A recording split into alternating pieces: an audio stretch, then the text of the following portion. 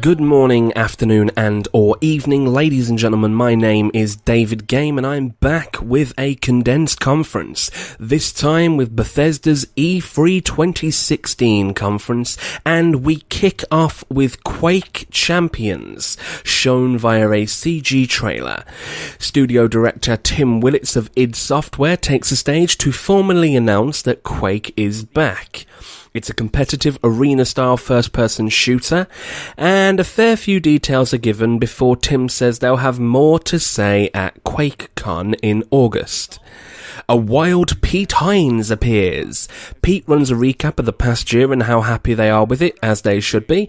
Elder Scrolls Legends, the free-to-play card game, is coming, and an opening cinematic of the single-player campaign is shown.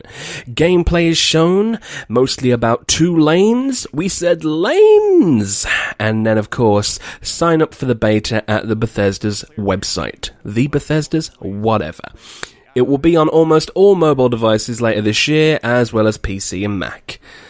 Following that, Bethesda Game Studios segment starts off with talk of Fallout 4's success over the past year. Then, we are shown the upcoming DLC plans of Contraptions Workshop, which is coming next week, which I believe would be this week. Then, Vault Tech Workshop will allow you to build your own vault in July. And then, in a very vague twist, it seems we'll be visiting Nuka World, which is a Nuka-Cola theme park, in August 2016. That has the least amount of details, whereas Contraptions Workshop seems to be providing various things you can build to facilitate movement. Anyway, yeah, they all seem interesting. Fallout Shelter has a big update coming, and that's in July with new quests and new things to do, as well as the announcement that it's coming to the PC, also in July. Apparently there's something else though. What could it be? Well, it's the Skyrim remaster, known as the Skyrim Special Edition. It will have mods on the consoles and is coming on the 28th of October 2016. President of Arcane Studios, Raphael Colantonio, I could be wrong there, he arrives with a new game reveal. It's a very, very good-looking trailer, seems like a psychological thriller, and of course it's a reboot of Prey, so not Prey 2, but a full reboot. It is available with a very vague next year on the Xbox One, PS4 and PC, and they will have more to show at QuakeCon again in August. Marty is here to talk about Doom's success via a pre-recorded video, which is arguably more effective than the awkwardness of people doing things live. EA.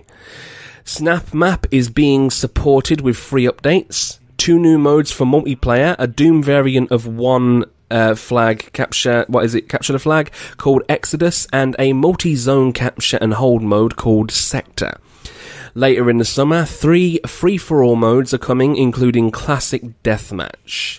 It will be free to all players. Then, the first multiplayer DLC is the Unto the Evil pack. 3 new maps, a new demon, a new gun, and other new stuff.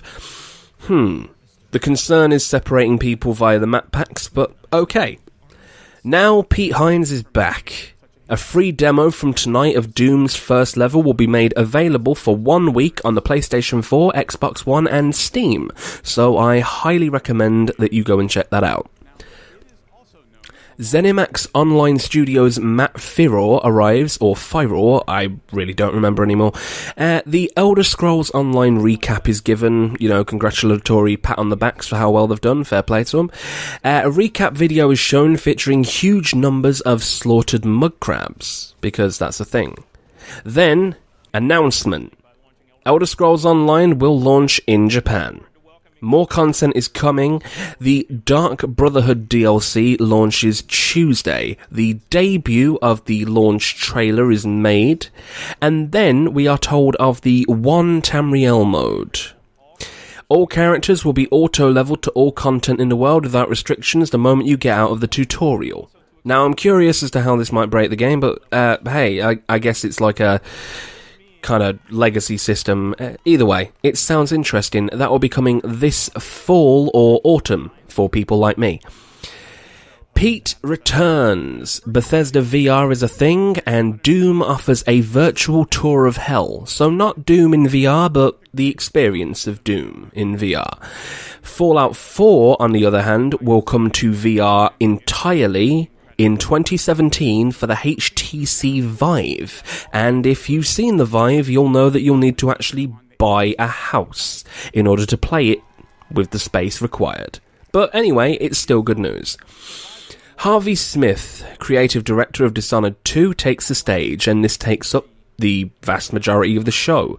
The first gameplay footage is shown, although the first trailer is more of a world showcase. It talks about the custom engine, the Void engine they call it, and it makes significant strides in lighting and seems to facilitate the unscripted nature of Dishonored 2. The Emily trailer is shown. She's now 25, 15 years after the first game, and Emily Caldwin, is ruling over Dunwall, watched over by her father Corvo. You choose between Emily or Corvo fleeing Dunwall after an otherworldly usurper arrives. The Choices footage is shown, detailing the many approaches that you can take to completing missions. The new powers look awesome, including Shadow Walk from the reveal trailer, which can rip people in half. And time travel areas offer interesting gameplay possibilities in this strange mansion. The PlayStation 4, Xbox One, and PC will see Dishonored 2 arrive on the 11th of November 2016. Then there is a full gameplay trailer that finishes the presentation. Following this, Pete Hines speaks of the Dishonored 2 Collector's Edition, which will feature a Corvo mask replica. Pre-orders for a limited time will also get you the Dishonored Definitive Edition for the current generation of consoles. A moment of thanks is given to the Bethesda staff, and that's pretty much it. So this has been the entire Bethesda E3 2016 conference. I've been David Game. You can catch most of the news over at mygameslounge.com, and as always, bizzle. That's it for me. Have a great night.